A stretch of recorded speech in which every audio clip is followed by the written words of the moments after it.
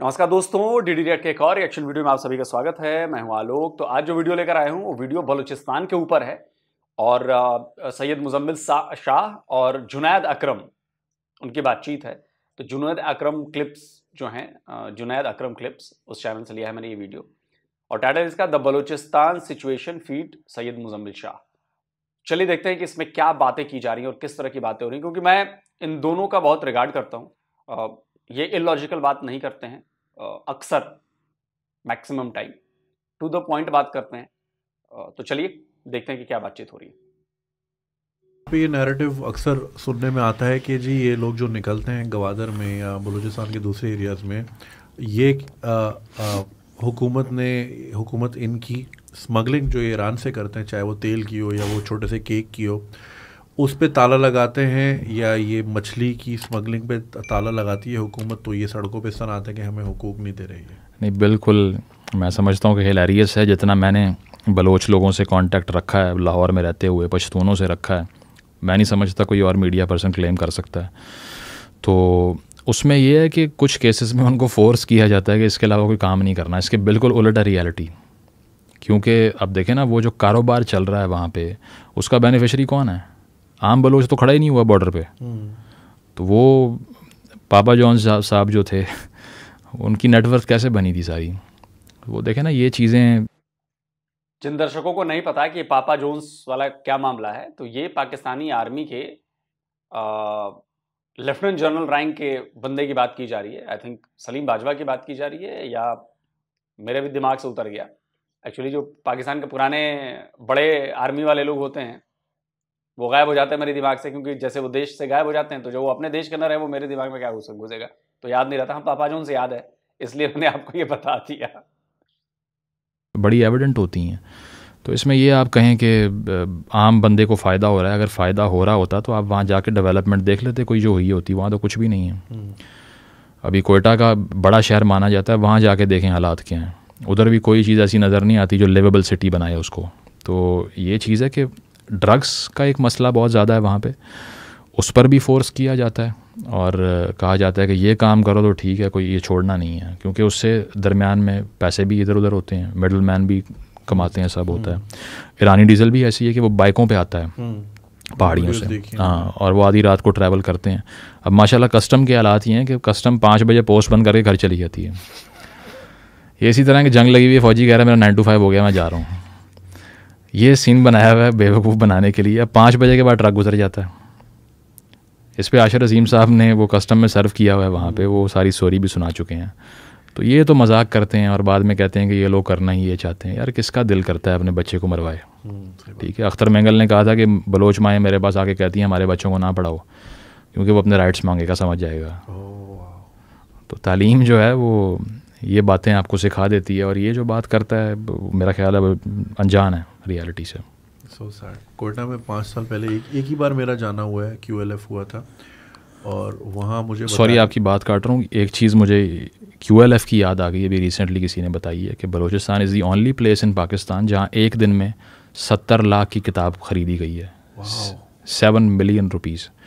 इतना ज़्यादा इंटरेस्ट है बलोच को पढ़ने में। और मैंने जिस यूनिवर्सिटी में मैं गया हूँ, मैंने बलोच के हाथ में किताब देखी और सबसे बेहतरीन सवाल वो कर रहा है इस वक्त। ये है पोटेंशियल। मेरा भी यही फीडबैक रहा।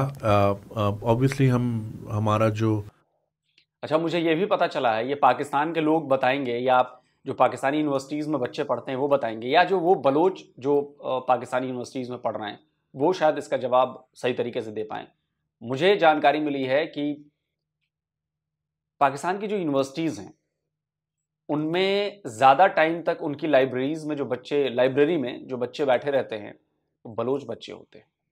आखिर तक जो शायद लाइब्रेरी बंद होने तक जो बच्चा बैठा होता है वो भी शायद बलोच बच्चा होता है। क्या मेरी ये बात सही है या गलत है? अगर ये बात है तो बलूचिस्तान के बच्चों को, बलूचिस्तान के स्टूडेंट्स को मैं ये कहना चाहूँगा कि पढ़ते रहिए। पढ़ाई से ताकतवर वेपन और कोई नहीं है, बस ये याद रखिए। उससे ताकतवर वेपन और कोई नहीं है पढ़ाई से। मंजिल पा जाएंगे आप। लोगों से इंटरेक्शन होता है, एज इन के एक आपका ओपिनियन बना हुआ होता है और मीडिया से जो आपने देखा होता है, लेकिन जो मेरा बुत जो टूटा था, एंड थैंकफुली सो, वो बोइटम्स यूनिवर्सिटी में गया जी था। जी। और वहाँ जिस किस्म के सवालात किए जा रहे थे, I was so happy to see. और वाकई ये किताब वाली बात भी बिल्कुल सही थी। I found them extremely learned. और ये एक पेशावर में और एक क्वेटा में मैंने लोगों को बहुत प्रो एजुकेशन पाया, और लाइक शौक से। ये नहीं कि मैंने डीसी बनना है या एसी बनना है, बिल्कुल नहीं। एंड ऑल्सो मरियाबाद हज़ारा कम्युनिटी से मैं वहाँ भी मैं गया था, और वहाँ का जो कब्रिस्तान था, it was one of the saddest places I have ever been to. और व्हेन आई वाज देयर मुझे बताया गया था कि 5 साल पहले ये एग्जिस्ट नहीं करता था, और वो कब्रिस्तान इतना भरा हुआ था कि आप कब्रों के बीच में चल नहीं सकते। और वहाँ उनका ट्रेडिशन है कि वो हर कब्र में जो दफन है बंदा या बंदी, उसकी तस्वीर लगाई जाती है। एंड इफ़ यू सी, उस पूरे कब्रिस्तान की जो एवरेज एज है वो 24 साल है। एंड आई सॉ, वो वीडियो भी है मेरी, अगर आप लोगों ने नहीं देखी तो देख सकते हैं, मरियाबाद करके लिखें। उसमें एक आदमी है और साहब हैं, वो अपने बेटे की कब्र रोज़ाना साफ़ करने आते हैं। So as I was there I saw him, और मुझे फिर मेरे जो होस्ट थे उन्होंने बताया कि ये रोज़ दीवाना वार, उसका एक बेटा था, मार दिया गया, रोज़ आकर उसकी कब्र पे झाड़ू देता है। हाँ, वो तो मतलब it's one of the saddest stories in Pakistan, may be the most I think oppressed minority of Pakistan in terms of casualties. और वो लोग हैं बेचारे जो अफ़गानिस्तान से माइग्रेट करके इधर आए इसलिए थे कि वहाँ भी मारा जा रहा था इनको। पूरी 19th सेंचुरी में इनका जेनोसाइड किया है वहाँ पे अफ़गान किंग्स ने, और अभी वही सूरत हाल है। और वो कर कौन रहा है? वो एलिमेंट्स जिनको 80s में आपने ताकत दी, हथियार दिए, वो सब किया। वहाँ पे जो ज़ायरीन जाते हैं उस तरफ, वो रास्ते में बसों पे अटैक होते हैं, सब कुछ होता है। लेकिन यही है कि ये जो शऊर मैंने देखा है, जो आपने देखा है, बिल्कुल मैं विटनेस हूँ इसका। इसीलिए जो पश्तून नौजवान हैं, बलोच नौजवान हैं, मैंने देखा है कि जो सफ़रिंग है उनकी बहुत ज़्यादा, they are turning that into gold. उसकी वजह कि अगर वो पढ़ रहे हैं, समझ रहे हैं बातों को, तो फिर फ्यूचर उनका है। ये ज़्यादा देर चल नहीं सकते ये मामलात, क्योंकि अगर समझ आ गई मुझे तो मैं वहाँ से चेंज का आगाज़ करूँगा। अंडरस्टैंडिंग जो स्पिनोज़ा कहता है is the end of all slavery. अगर मुझे समझ आ गई कि मुझे बेवकूफ़ बनाया जा रहा है, मैं स्लेव नहीं रहूँगा उसके बाद में। So they are understanding, they are asking good questions, जो कि प्रिविलेज्ड इलाकों में, बड़े शहरों में, लाहौर, इस्लामाबाद, कराची में, वो पॉलिटिकल एक्यूमेन नहीं है बच्चे का जो यूनिवर्सिटी जाता है, वो बिल्कुल ए पॉलिटिकल सिक्योर्ड है और एक बबल में रहता है, और बिल्कुल रिलेटिवली सेफर है, if not in Karachi at least in Lahore, Islamabad. जी जी, मैं बड़ी एलीट, टाइम पे पिज़्ज़ा भी आ जाता है, खाने पीने भी चल रहे हैं, पार्टी शार्टी भी ओके। मतलब एलीट इंस्टीट्यूशन में भी मैं गया हूँ जिनका बड़ा नाम है, मैं नाम लूँगा नहीं तो फिर हम ही ट्रिगर हो जाएंगे। तो वो ये है कि बिल्कुल मैंने लैक ऑफ क्यूरोसिटी देखी है। और मतलब मैं 1.5 घंटा मैं फ़िलासफ़र्स के नाम ले लेके पागल हो गया। एंड पे सवाल क्या हुआ, क्या आपको लगता है इमरान खान की नीयत ठीक है? मैं कहा यार तेरी नहीं ठीक, मतलब मुझे इमरान खान का नहीं पता, मतलब मैंने इतना टाइम वेस्ट किया। तो ये है कि वो बड़ा सुपरफिशली अप्रोच करता है पॉलिटिक्स को। जबकि बलोच पश्तून से आप बात करें जो यूनिवर्सिटी गोइंग है, वो आपको 70 साल की टाइमलाइन बताएगा कि भाई ये हुआ था, इसीलिए ये हो रहा है और इसीलिए ये हो रहा है। क्योंकि अब देखें ना, जिसने मार खाई, वो सफ़र किया, वो जवाब वही तलाश करता है। जो हैप्पीनेस में बबल में रहा है, जिस तरह आपने कहा, उसे कोई प्रॉब्लम नहीं है कि मसाइल का हल तलाश करना है, ये वो। तो वो बहुत से लोग इसीलिए पंजाब में अब समझते हैं कि हमें तो समझ ही अब आई है कि क्या हो रहा है। इमरान खान ने बताया 2018 के बाद, तो भाई उठो और जाके ट्रैवल करो 500 किलोमीटर और देखो कि समझ किसको अब आई है। तुम्हें अब आई होगी और अभी भी गलत आई है लेकिन जिन लोगों को का हिस्टोरिकल नैरेटिव पूरा ऑपरेशन पे बेस्ड है, उनसे बात करो तो फिर और समझ आएगी कि तुम अभी सो के उठे हो और वो लोग जो हैं वो दाइयों से जाग रहे हैं। अगर आपने क्लिप एंजॉय किया तो पूरी वीडियो देखने के लिए कमेंट पे दिया गया लिंक। चलिए, वीडियो खत्म हो गया।